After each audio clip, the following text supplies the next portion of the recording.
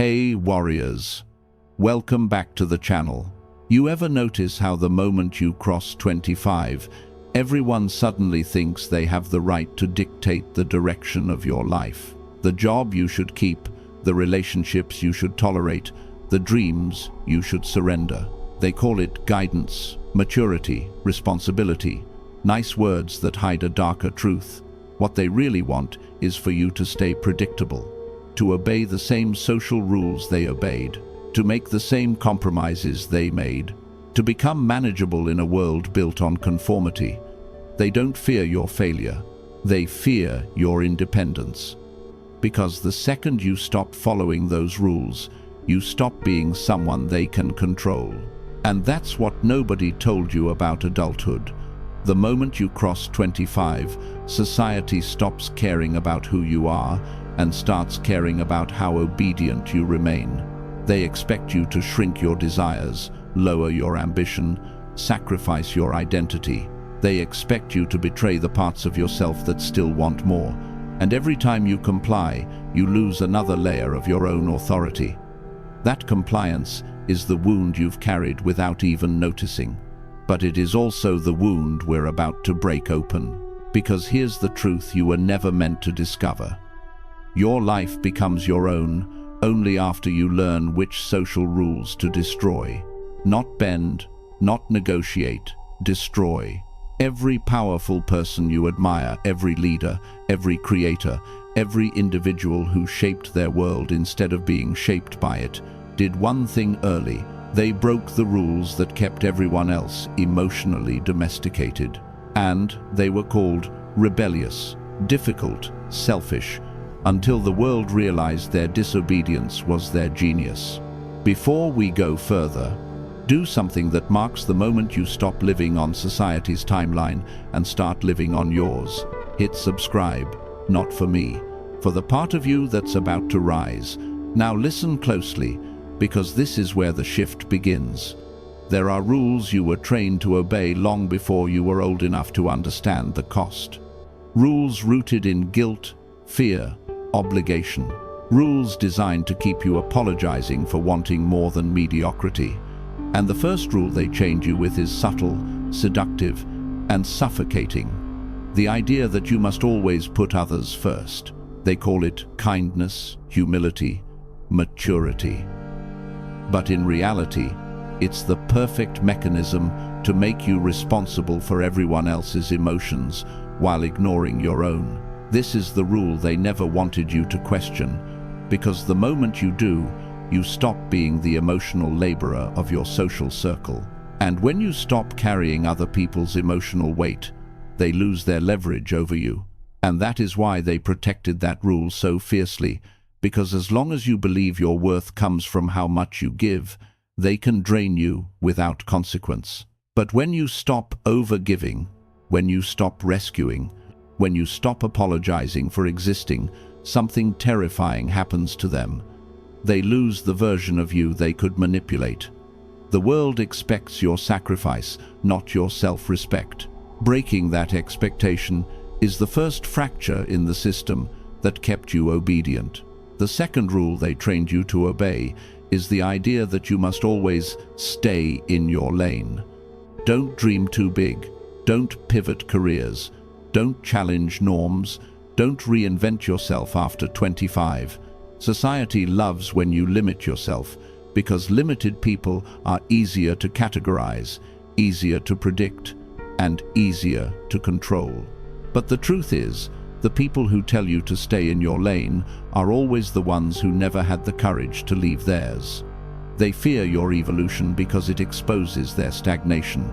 They hide their insecurity under phrases like, "Be realistic," or "That's not how life works," when what they really mean is, "Don't surpass me." So, when you challenge this rule, when you step into spaces they never expected you to enter, you threaten the hierarchy they built in their own minds. You stop being the person who follows the script. You become the person who rewrites it. That shift isn't just rebellious, it's Machiavellian. Because as Machiavelli said, "The one who changes course boldly commands the future." You weren't meant to be static. You weren't meant to live the same year on repeat until you die. You were meant to disrupt, to evolve, to outgrow the limitations written for you by people who never saw your potential. But here's the twist. Once you cross 25, people expect you to settle. They expect you to stop reinventing yourself. They expect your story to be predictable. And that expectation becomes another invisible rule, one that suffocates your ambition. Breaking it means choosing the discomfort of growth over the comfort of approval. It means letting people be disappointed, confused, or intimidated by the new version of you. They don't have to understand your evolution. They just have to witness it. And the moment they realize you're no longer seeking their permission, they start treating you differently, not with love, but with caution. That caution is the beginning of your power, because when people become cautious around you, it means they no longer feel entitled to your choices. They no longer assume you'll shrink to fit their comfort. They no longer expect you to stay small so they can feel big. And that brings us to the next rule. You were conditioned to obey the rule that says you must never disappoint others. This one is powerful because it weaponizes guilt.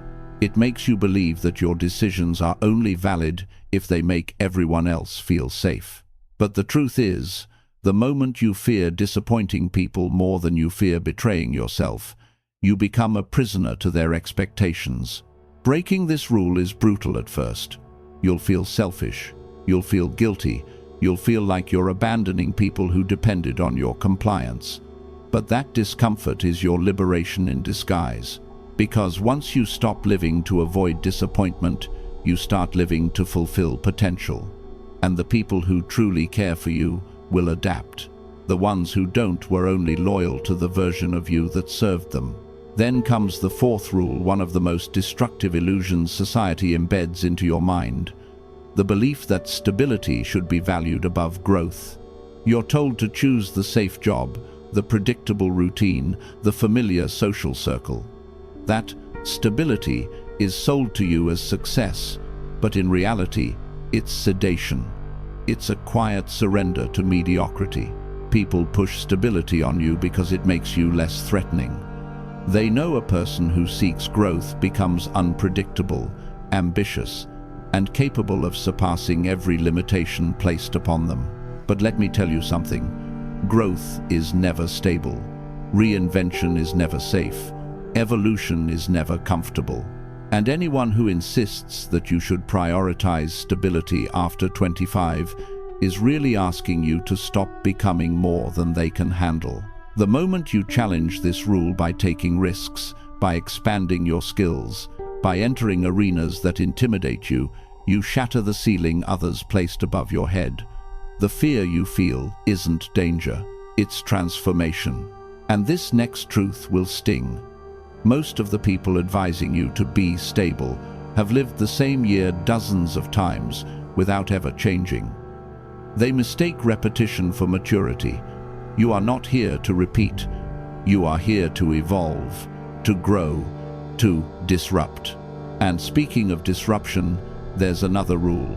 Society conditions you to obey, one that looks harmless but destroys more potential than failure ever could.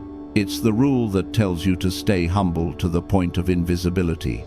They teach you to downplay your achievements, hide your ambition, soften your strengths so others won't feel intimidated. They disguise this rule as virtue, as politeness, as likability. But humility taken to the extreme is just another word for self-erasure.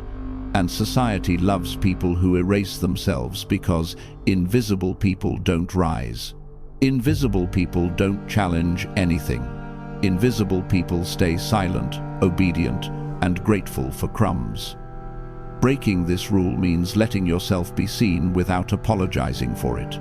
It means walking into a room without shrinking, speaking without hesitating, owning your progress without diluting your light. But here's the twist. When you begin to take up space, when you begin to stand tall, when you begin to express confidence without cushioning it, some people will resent you, not because you changed, but because you finally stopped hiding the parts of yourself that made them insecure. Their resentment is not a sign you're doing something wrong.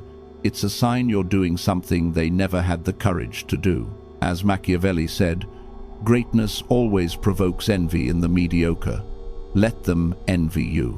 It's not your responsibility to shrink so others can feel comfortable.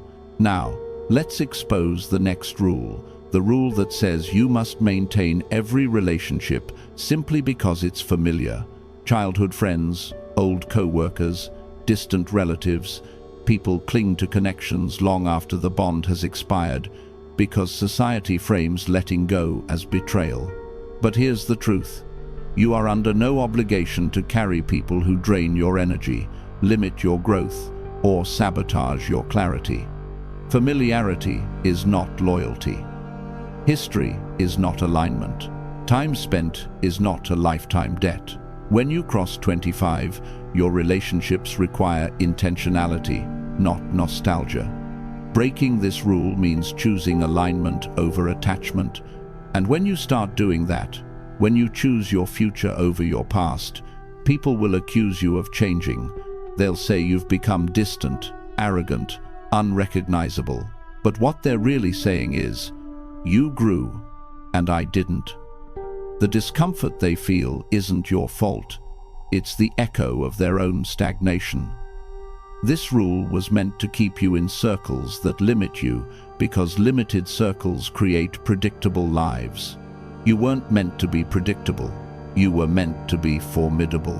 So, when you begin distancing yourself from the wrong people, you create space for the right opportunities.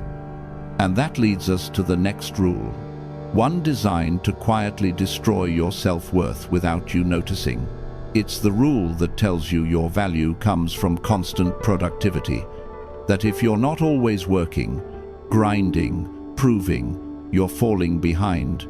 Society glorifies exhaustion because exhausted people don't rebel. Exhausted people don't question authority.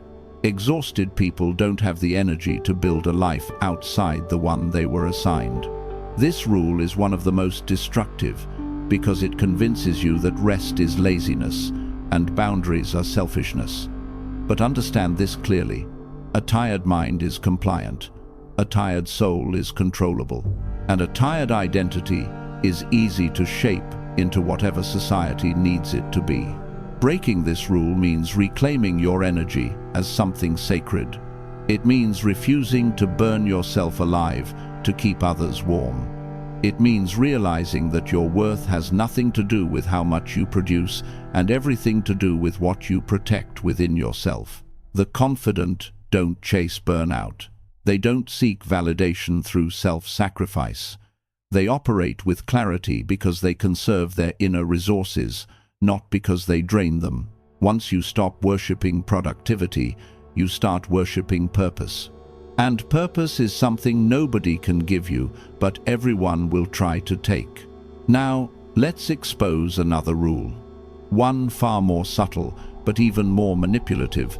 The rule that tells you to always be agreeable. Don't be difficult. Don't make problems. Don't challenge things. Agreeableness is sold as kindness, but what it really produces is compliance. People love agreeable adults because agreeable adults never disrupt the system that benefits others.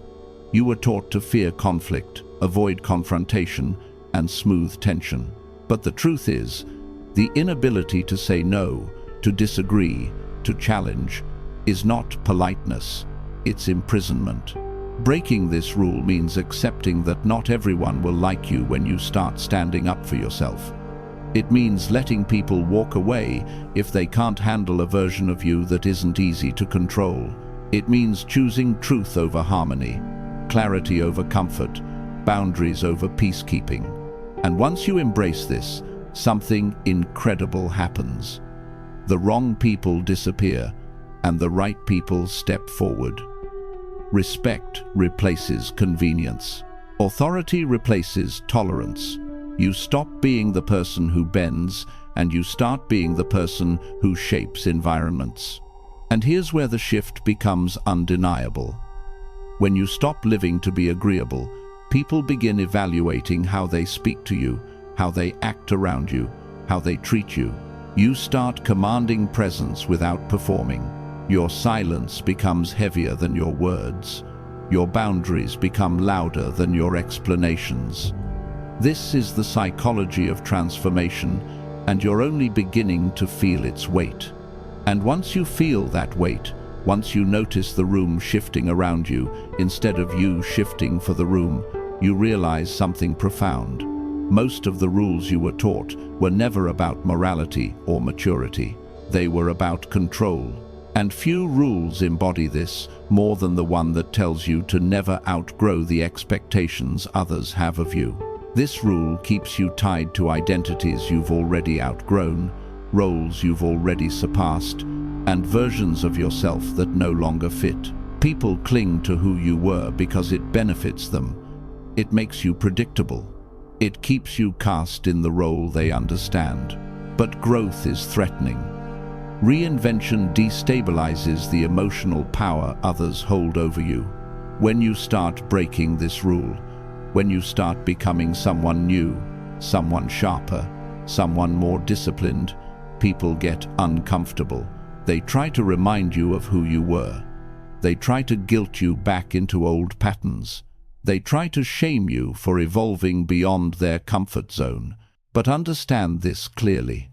The moment you refuse to be who you used to be, you step into who you were meant to become. And the world reacts. Some will distance themselves, others will try to pull you back. A few will quietly admire your courage, but none will ever forget that you changed. This is where you must be careful, because growth attracts resistance, but it also attracts envy. People who once saw themselves as equal begin to feel inferior. People who once discounted you begin to fear you. People who once guided you begin to realize they can no longer control you. Breaking this rule doesn't just elevate you, it exposes everyone who benefited from your stagnation. And that revelation creates a shift in power you can't ignore. Now listen closely, because this is where the psychology deepens. Once you break these rules, you disrupt the social equilibrium people counted on. And when that equilibrium shatters, people try to regain balance by pulling you back into compliance. They'll question your choices. They'll challenge your identity. They'll accuse you of changing too much or too fast. They'll weaponize nostalgia, guilt, and fear. But every accusation is really a confession. They're not afraid you changed, they're afraid they didn't.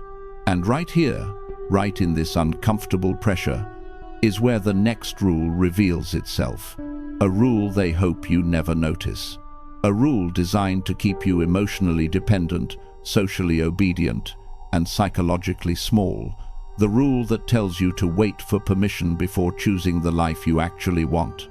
They taught you to wait for approval, for certainty, for validation, for a sign that your choice is acceptable. This rule is one of the most effective forms of psychological control because it convinces you that your life must be co-signed by others before it becomes legitimate. You wait for a green light that never comes. You wait for reassurance from people who don't understand your path. You wait for permission from a world that benefits from your hesitation. And the more you wait, the more your potential decays in silence. Breaking this rule means realizing that nobody is coming to authorize your evolution. Nobody is coming to confirm your direction. Nobody is coming to guarantee your safety. The life you want will begin the moment you stop asking if you're allowed to want it. Permission is the cage. Self-authorization is the key. And once you learn to give yourself the green light, you become uncontrollable because independent decision-making is the ultimate rebellion. The second you choose without permission, people start questioning their influence over you. And that's when you reclaim the power they hoped you'd never notice. But understand this, when you stop waiting, when you start moving, when you finally break free from hesitation, people won't clap for you. They'll panic, they'll warn you, they'll doubt you. They'll try to slow you down, not because your path is wrong, but because your courage exposes their stagnation. As Machiavelli wrote, "The innovator makes enemies of all who prospered under the old order. Your new order threatens the comfort of the old one." That's why breaking this rule is essential. It's the moment you become the architect of your direction instead of the product of other people's fears. And that leads us to the final, most poisonous rule hidden beneath politeness, disguised as responsibility. The rule that tells you to suppress your ambition so you don't appear arrogant. This rule kills more potential than failure ever could. It convinces you to dim yourself in rooms where you should shine, to pretend you're satisfied when you're hungry, to act grateful for opportunities that don't deserve you. Ambition is not arrogance. Ambition is clarity. Ambition is identity. Ambition is the compass that points you toward the life you were meant to build. Yet society trains you to fear your own desires. They tell you to be realistic, to lower your expectations, to avoid wanting too much. But the truth is simple. People tell you to shrink only when they know your expansion would inconvenience them. When you break this rule, you stop apologizing for wanting more and you start becoming someone who actually achieves it. Because the moment you stop apologizing for wanting more, the world is forced to confront the uncomfortable truth that you were never meant to live a small life. And that's when everything shifts. Opportunities that once hid from you begin to appear. People who underestimated you become unusually cautious. The environments where you once blended in suddenly feel too small to contain you. That's the natural consequence of breaking the 8th rule.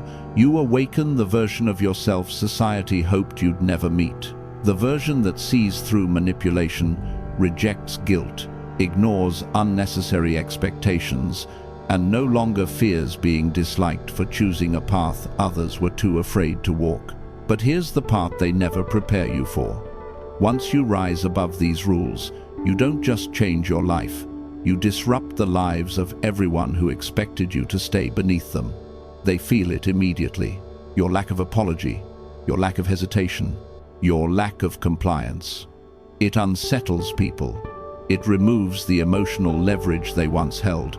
And when people lose leverage, they either evolve or attack. Don't let that scare you. Let it educate you. Confidence is not built in comfort, it's built in the reactions of those who don't know how to handle you anymore. This is the moment where most people shrink back. They feel the pressure, the criticism, the sudden distance from familiar faces. They confuse discomfort with danger, but understand something critical. The discomfort you feel is not a warning, it's a signal of growth. Breaking these 8 rules doesn't make life easier, it makes you stronger. It forces you to develop a spine where you once had softness, clarity, where you once had confusion, direction, where you once had doubt. This is not suffering, this is sharpening. And right about now, you may be realizing something profound. These rules were never about morality or maturity. They were about emotional obedience. The world teaches you these rules not to help you thrive, but to keep you manageable,